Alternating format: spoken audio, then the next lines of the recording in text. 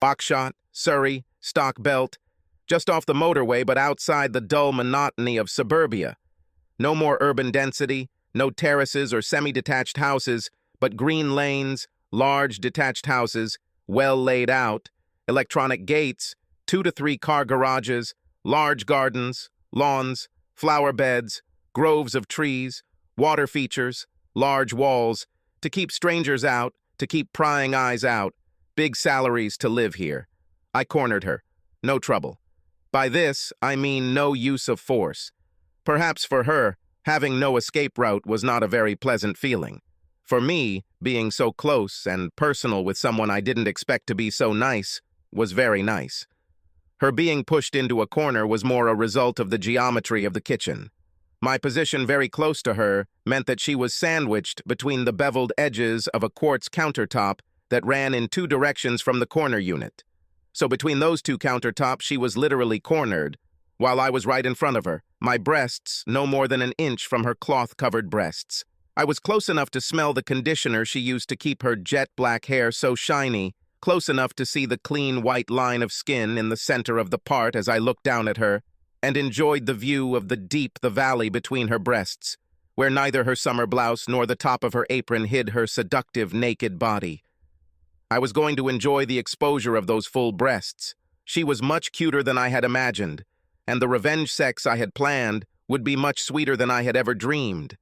I was close enough that she could certainly smell my cologne, which I wear lightly on my upper body, rather than my face. Because now that I work outdoors, I don't have to shave anymore, and have designer stubble better suited to my new role as a gardener handyman than to my previous life, in offices with floor-to-ceiling glass windows.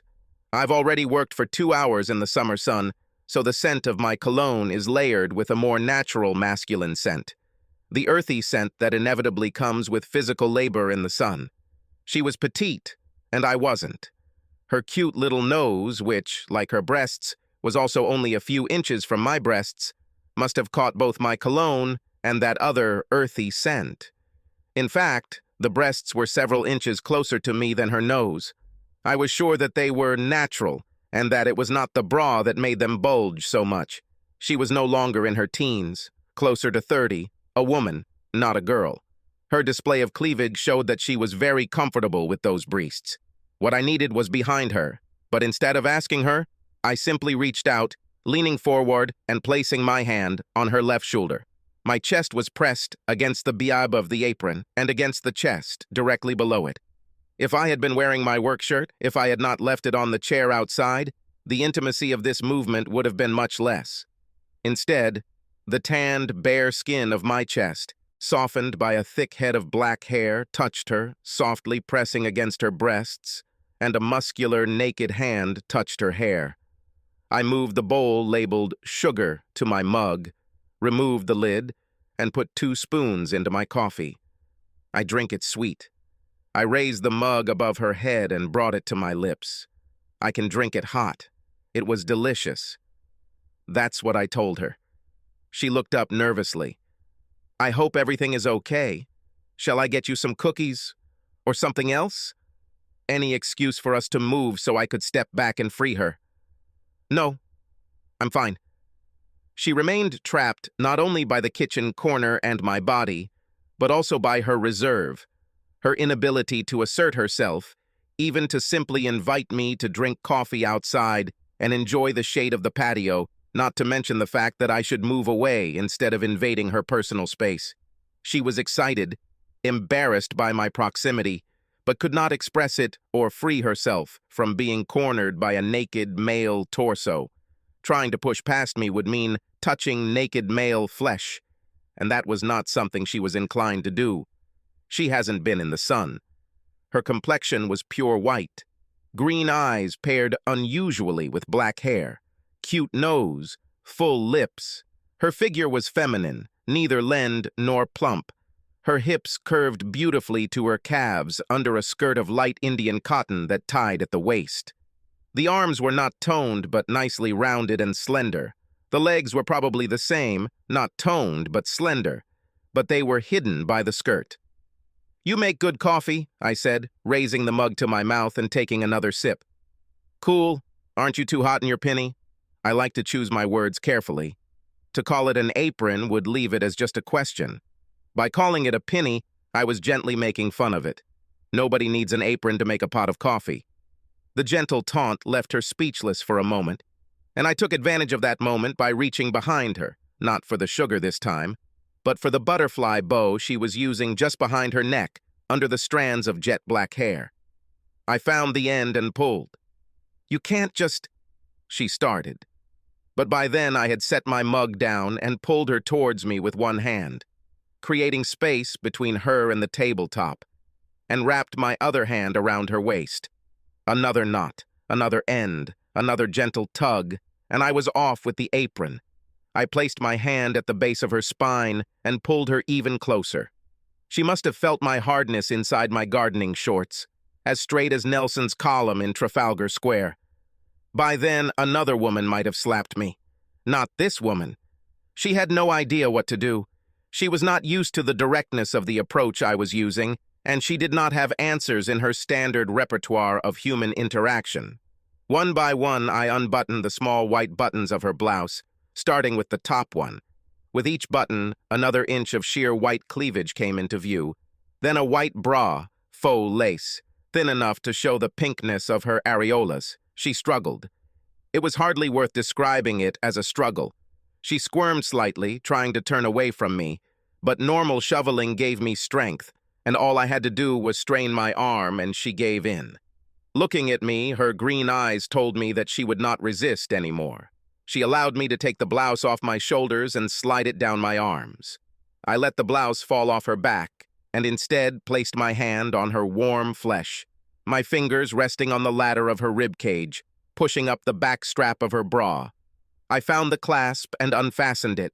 I pulled the narrow straps down on both sides, down to the middle of her forearms. The cups fell forward, halfway on her chest. As if to help me, she relaxed her arms, the straps fell under the weight of the bra cups, and she removed her hands from them as the bra stopped between us, at the level of my crotch, her waist. "Is this what you wanted?" she asked. It wasn't a challenge because she wasn't capable of it. It was a defensive, timid, anxious feeling she felt. I ignored the question. She was incredibly naive if she really needed to ask what I wanted. I cupped my chest. I rinsed my hands under the tap and wiped them on my shorts. But they were the hands of a worker, the skin hardened by labor. She gasped. In the hallway, I saw photographs of a happy couple on their wedding day and on vacation together. There were no photographs of children, no crayon drawings in the kitchen. "Please," she sobbed. "Meaningful communication requires more than just one word. It could be, 'Please stop.' Perhaps it was. Or perhaps, 'Please do it again.' It could be, 'Please make it stronger.' Or, 'Please do whatever you want.' There was no way to know what she wanted to express with a single word. Her breasts seemed more sensitive than most, and, voluntarily or not, her body was reacting to what could be called a form of male aggression. I like to think of it as male self-confidence. I like to think I'm not sexist. Both men and women can be assertive. Some women want assertive men. Some men want assertive women. That's how the world works. My self-confidence may or may not have been what she consciously desired in her cozy world of perfect houses and gardens, but I felt that another part of her needed, craved, male dominance over her, and my good deed that day should have provided it to her. There was one more bow that was not undone. At waist level, on the right side, he fastened an Indian cotton belt around the skirt. The long cotton belt was wrapped around her waist once more, but only this simple knot kept the skirt from falling to the floor. I pulled the end. The knot has unraveled. The skirt began to slide down. I stepped back just enough to give her space. The white lace bra, which until that moment had still been lying between our bodies, fell to the floor, and the Indian cotton skirt fell with it in a shapeless heap around her legs. There was not a single inch of fabric covering any part of the body. She stood naked. You know that women who like to be naked under a skirt or dress subconsciously hope that they will be taken, I said. I get uncomfortable in the heat, she said defensively. Waxed or laser? My husband doesn't like hair. So never again? Not anymore, she said. Is he attacking you? Sometimes. That's all she was ready to answer me. I'll do this before I have sex with you. I don't think I can stop you. She looked at me with resignation in her eyes. Do you want it? She fell into complete silence. I picked her up. I used both hands, at her sides, just under her rib cage, to lift her up and over her left shoulder, her ass next to my head, warm against my ear, defenseless against the stubble on my unshaven cheek. It wasn't heavy, and my biceps were more than willing to lift it. She lay neatly, her legs pressed tightly against my body, and I held them only with my left hand. At first, she acted stiffly. Then she relaxed, and her breasts pressed against my back, skin to skin, white skin, womanly flesh against the tanned muscles of my torso. It was nice. I thought about using the kitchen table, but there was a bowl of fruit on it, and a glass dish filled with chocolate brownies, and another glass dish with cheeses.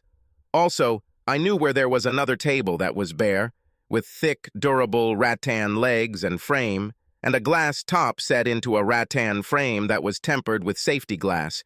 It would more than hold it up. I carried her outside to the sidewalk, which at this time of day was shaded by 2 floors of the house, where there was a rattan table and matching rattan chairs, one of which had my shirt lying on it since the morning. Here they no doubt ate al fresco, perhaps with friends or with their extended family. I carefully lowered her, buttocks first, onto the glass tabletop, moved her back a little, then lowered her torso. She leaned her elbows on the glass to support her weight and not touch it with her back. "It's cold," she said. The sun was blazing, but that wasn't what she had in mind. The hard glass would feel cold against the bare skin of her buttocks and back until her body warmed it. "Lie on your back anyway." She did as she was told. She allowed me to guide her legs, bending each at the knee, bringing her feet close to each other, close to her buttocks, and then spreading her knees wide, a yoga pose, but on her back. Her hands now rested on both sides of the glass, and her back was pressed against the unyielding surface. The breasts continued to defy gravity. Instead of lying down, they formed twin mountains. Another woman might have used her hand to cover herself. She left herself open. Arms at her sides, palms on the glass, she just looked at me, those green eyes full of worry, but her body was passive, resigned, accepting her fate. "Lie down," I told her. "Maybe find some garden twine and use it to tie your wrists and ankles to the table legs. This could give things a very special kind of erotic twist. It might also have eased her conscience, since being securely tied would have given her no choice and no responsibility. But I felt that was not necessary. Her limitations were mental, unquestioning submission, complete agreement. Her own will had given way, or perhaps her own deepest will had wanted it that way. In any case, she will remain where she was. I entered the kitchen again. Through 2 cabinets of shakers, I found an assortment of jams, marmalades, and honey. I chose honey and took a greenish banana from the fruit bowl because it was harder than the yellow ones. She didn't move an inch. I walked over and stood next to her, her knees still bent and spread. Only her chest moved, her breasts rising and falling with each breath. Her anxious eyes searched mine as I stood next to her, at the level of her chest. The banana stem snapped with slightly more force than would be required for a ripe fruit, the green skin splitting open to reveal the white flesh inside. I cleaned it completely while she watched. "You do not," she said. I placed a banana on my lower belly. I unscrewed the cap from the honey, turned the flat bottle over it, and gently squeezed it. A thin trail of honey trailed down from the tip and down onto her chest, forming a worm-like spiral above her center. She gasped, perhaps from the coolness of the thick liquid. I ran my hand over her body, and a trail of honey ran down the slope of her chest to the valley between them, then up the second peak, forming another spiral there. From this spiral, the trail descended onto the chest and wrapped around the navel. With my other hand, I removed the banana, and the trail of honey continued there, forming a final spiral. If stripping a non-resisting woman and laying her down naked, or even smearing her with honey, does not count as assault, then up to that point I had not done anything that constituted actual sexual assault of another man's wife, and although I had planned to have sex with that woman, I would hesitate to do anything unwanted. I wanted her to want it too. If you want me to stop doing what I'm doing, all you have to do is tell me, I said slowly and deliberately. I know, she answered. It was an answer that intrigued me. I meant what I said. I would have stopped any time, but her response gave me permission to continue and also told me that she trusted me. I bent over her breasts, bringing my mouth close to the spiral of honey. The honey tasted sweet. I lapped at it. My head bent over hers. My tongue felt the slight stickiness, the tug created by the honey, but also the smoothness of taut skin. I enjoyed it. I took my time, licking not only the obvious thick balls of sweetness, but also cleaning every trace of honey from my chest. She sobbed quietly every time she took a breath. One breast was licked clean. I licked the trail of honey that ran between the breasts, then licked the second spiral of honey, now more like a puddle, the lines of the spiral dissolving into each other. The taste was just as sweet. She moaned, much more than just a moan. She shuddered. She gasped. She shook her head in disbelief. She began to buck, her ass lifted off the tabletop, her legs dangling. I placed my free hand on the concave flesh of her belly to at least keep that part as still as possible. She moaned. She screamed, alternating between long sobs, guttural moans, and piercing screams. The neighbors might have thought whatever they wanted when they heard her. I did not care. And at that moment, it seemed that she did too. Except she got too loud, and I'm generally an attentive guy. I assumed that her husband would find out in due time that I had taken full advantage of his wife, but their neighbors didn't need to know. I covered her mouth with my hand, and she fell silent. She twisted and squirmed and shuddered, but remained muted. She calmed down. I walked to the edge where her legs were no longer touching but dangling. They were spread. Her knees reached the edge of the table. Her shins hung vertically. I grabbed her legs and pulled her towards me. She half slid, half squirmed, moving restlessly along the glass. I pressed her ass right up against the edge of the tabletop, her legs on either side of my waist. Big guy, compact woman. "Do you want me to stop?" "Are you going to stop?" she asked. Just 3 words, so meaningful. She was good. I mean, she read me well because earlier when she said she knew I would stop, she was right. Then I would do so. To stop now, to give up the pleasure, it was something else. It would be very difficult to stop now. It was a difficult question, so she was right to raise the question of whether I would stop now that I was so close. Unfortunately, I knew that the answer, as difficult as it was that when push came to shove, I didn't impose myself on anyone. "I would stop," I said. "Unless you really want to." Her breasts rose and fell, and she looked at me with her green eyes. I was waiting. "Don't stop." Just 2 words. "Don't stop" was her last and final answer, or not so much an answer as an invitation or request, not strong enough to be a command or an instruction, but rather an expression of submission. With these 2 words, I immorally surrendered. Even when having sex with someone else's wife, you must maintain a sense of responsibility. I pulled the square foil package out of one of the many pockets of my shorts and was about to tear it open when she shook her head. "You don't need this," she said in a soft and gentle voice. I remembered the lack of any signs of children in the photographs or artwork in the kitchen and wondered if nature was cruel, but I accepted that she knew what she was telling me. I leaned forward. With one hand, I pulled her torso towards me. Then with the other hand, I reached behind her spine and pulled her even closer. Her elbows left the tabletop. Instinctively, she reached out to hug my neck. I squeezed the hand that was under her buttock, cupped the flesh, rested the back of my hand on the tabletop, and then lifted her up. She wrapped her legs around my waist, her breasts pressed against my chest. Her weight was now fully supported without the table. I stepped back, away from him. She gasped. My left bicep was tight and hard, taking most of her body weight because my left hand was under her butt.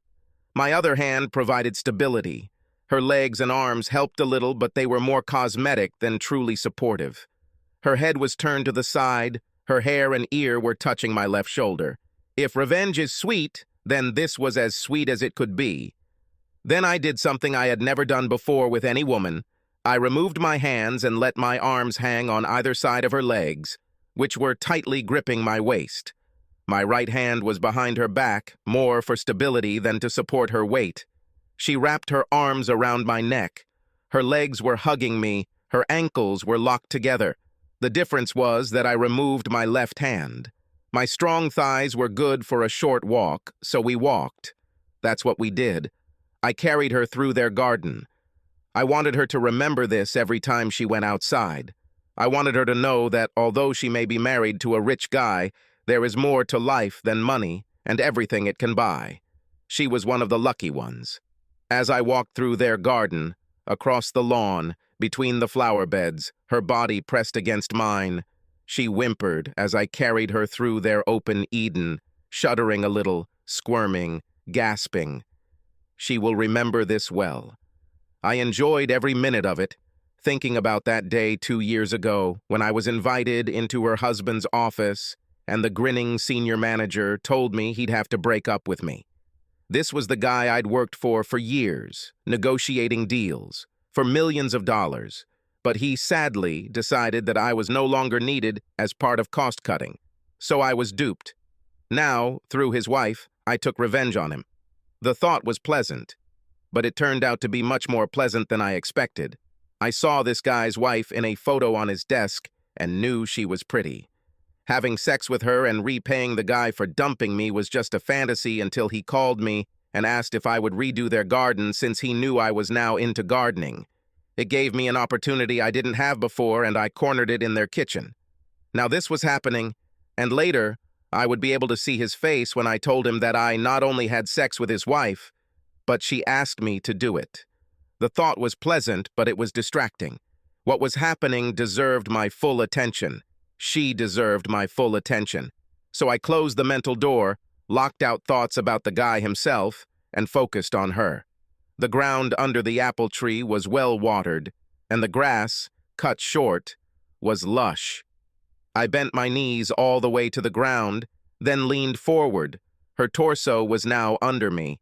Her legs were squeezing my waist. One of my hands was behind her. The other was palmed on the grass to take the weight of both our bodies. I lowered her with one hand and she pressed her back against the mown grass, and her butt touched the ground. Her legs loosened their grip, as did her arms.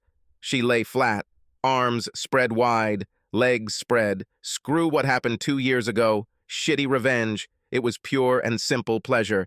It was beautiful, incredibly sexy sex. I was in heaven.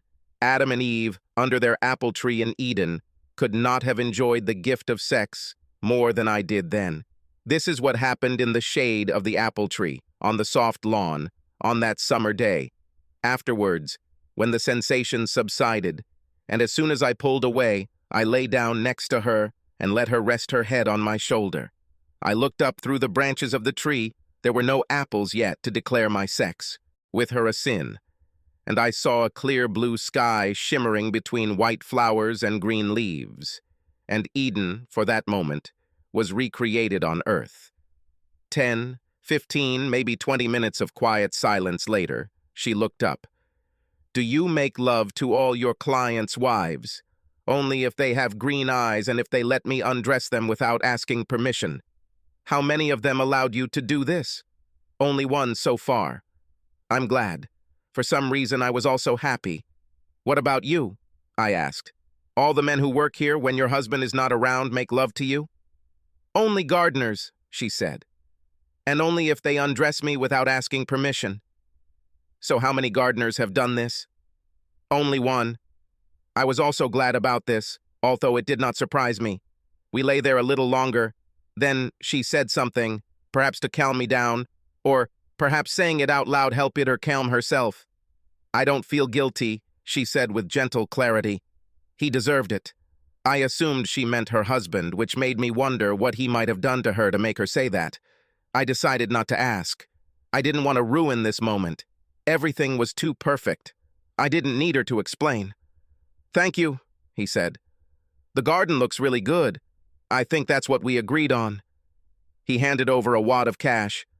"I prefer hard currency. I declare some income, but not all. I have seen firsthand how many guys make much more by doing much less and pay negligible taxes due to loopholes in the system. Not that I should complain, since I was once one of them. I rehearsed this moment. I had to take revenge. This was when I would tell him that I had sex with his wife. I even prepared a short speech. "It's okay," I was about to say. "Your wife has already paid me. She's a great lover. After you tricked me, I thought it would be only fair if I repaid you somehow, and she seemed only too happy. Just for the record, this has happened in this garden more than once. You can keep the cash. We are even." The truth was that I didn't need the cash. I had more than enough, and I had my own nice place. I worked in the garden because I liked working outdoors. It gave me a healthier lifestyle than an air-conditioned city office, and that paid several holidays abroad every year. Not only was the speech ready, but I could have said so much more. I spent most of the week there, and that first day wasn't the only one. On the second day, she made me coffee and brought it to me while I was working, wearing a different apron, light pink with lots of embroidered flowers, a belt around the waist, no bib to hide my chest. That was all she was wearing, and I didn't need a second invitation. This apple tree has seen more in a week than in all its years. I could have told him more, but instead I kept everything that happened to myself and took the cash. In the end, I took revenge on him, not by telling him what happened every summer day in his back garden, but simply by knowing how many times and how I had sex with his wife. I didn't need to cause her the trouble that would inevitably follow if I told him not only what happened, but how willing she was to do it. Her reasons for allowing our meetings to happen so often and with such zeal were hers and hers alone. That first time, she said he deserved it. I never asked her why. It remained between the two of them. Their relationship was their relationship that had to grow or end. But it wasn't up to me to tear it apart with the truth of what happened right under the apple tree in their garden. So I resolutely shut my mouth and took the cash. I said a few pleasantries and nothing more, got in my truck and drove out the gate, forever. Or so I thought. It was on Friday. I didn't have work on Saturday, and my revenge suddenly seemed less sweet. This guy cheated on me and I cheated on him, even if he didn't know. But I missed her, not just because of the sex, but I missed her. Her green eyes, her smile as she came out with the coffee, 2 mugs steaming, steam rising around her bare breasts, her body next to mine after sex, her gentle breath. She got to me. You learn to live without what you cannot have. There are other women and you get your share from them, even if something inside is still missing. Until I received her call a year later. I swiped the green answer icon on my phone screen. "Hello," I said, trying to sound casual and friendly. At first I only heard quiet breathing. Then she spoke. "I need a gardener," she said, her voice as warm and soft as always. This voice awakened sweet memories, my dear. I remembered our every day under the apple tree and how she lay well-fed next to me and how good I felt in those moments. "Okay," I said. "What do you need to do?" "You planted something last year. It's all very beautiful, but it needs attention. And I was wondering if you could bring some more of the same seeds you gave last time and plant them too." She chose her words more carefully than I realized, as I realized later. My first thought was that I didn't really need the job, but it would be nice to see her again. Maybe, just maybe, I'll be able to make love to her again. That's how I thought about it. Making love, not sex.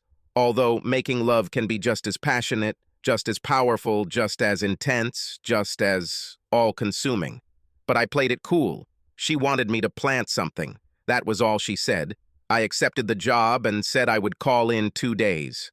Only then did I think more deeply about what she said. Last year I did not bring any seeds with me and did not plant them in her flower beds. The electronic gate opened for my truck. I went inside. She came out to greet me. It was nice to see her, too nice. "We can have coffee in the garden," she suggested. "I can tell you what I'm thinking." We walked around the house. She left me at the same rattan table, and I made myself comfortable in one of the chairs, waiting for coffee.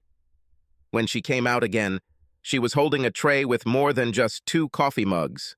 I think she had a sense of humor. "I thought you might want something to eat," she said. "Is banana cake okay?" Along with the coffee were 2 plates, each holding a piece of dark brown cake, each piece glistening with a smooth amber layer. I knew, even before I tasted it, that the shiny amber shell was honey, but she expressed her intentions even more clearly than those pieces of cake and honey. She was still wearing the apron, but the skirt and blouse were gone, and the apron was tied around her again. I played it cool again. I looked around at the flower beds scattered across the lawn. "Just like you said on the phone, everything I planted for you seems to have gone well." "That's true," she agreed. "Although there is something else you planted." Her green eyes sparkled mischievously as she returned to the kitchen instead of joining me. This gave me a great view of her naked back, butt, and legs. I was filled with anticipation. I also felt uneasy, a strange feeling in my stomach. "There's something else you planted." She came outside again, carrying a bundle wrapped in a knitted white blanket, and even as she approached me, my chest tightened with the knowledge that it was something else, and one of the several million long-tailed seeds I had planted on the right depth within this woman had definitely risen and grown within her until it was ready to emerge and face the world, protected by her love. "Do you mind if I feed him while we talk?" she asked, sitting down. Of course, I didn't mind. She reached over and untied the harness. She lowered the bib of her apron and moved the bundle to press the baby's head against her right breast, leaving her left breast bare for me to admire. A tiny hand emerged from the folds of the blanket. Then I heard gentle sucking sounds. "My?" I ventured to ask. "My husband had a vasectomy a few months after we got married." That was all the answer I needed. Her tone was pleasant, factual, without a hint of accusation or regret or complaint against me. It was my child, but it was her child, and she didn't ask anything from me, or so it seemed. I said nothing, taking in what she told me. There was the strange timing of her husband's vasectomy to be processed, just a few months after they got married. "I always wanted children," she continued. "He had 2, with his previous wife. He promised that we could try as soon as we got married. I believed him, and again, I didn't say anything.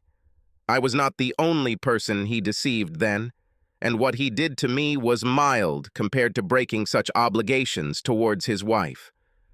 I thought," she said now more hesitantly, "when you did it to me, with honey, I mean, and then you suggested using protection, well, I thought that this is a chance, and he deserves it."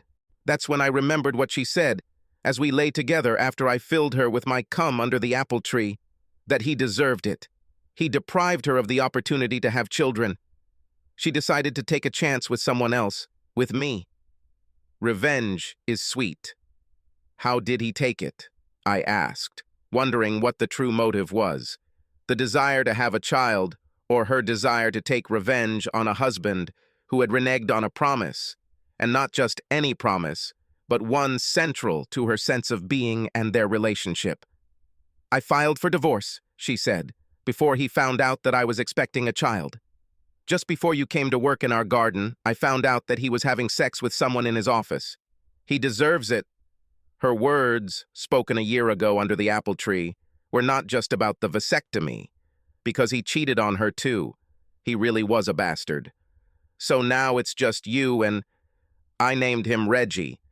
Do you like it? It's a good name. I wanted something strong, like his father.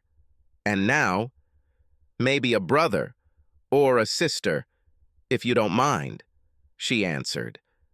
I thought about what she was telling me, and what I was seeing right before my eyes. I suddenly became the father of a little boy who was suckling his mother's breast just a few feet away from me. Likewise, there was something incredibly sexy about the way she sat, casually feeding her son, our son, her bare breasts. A year ago, she accepted a little pleasure.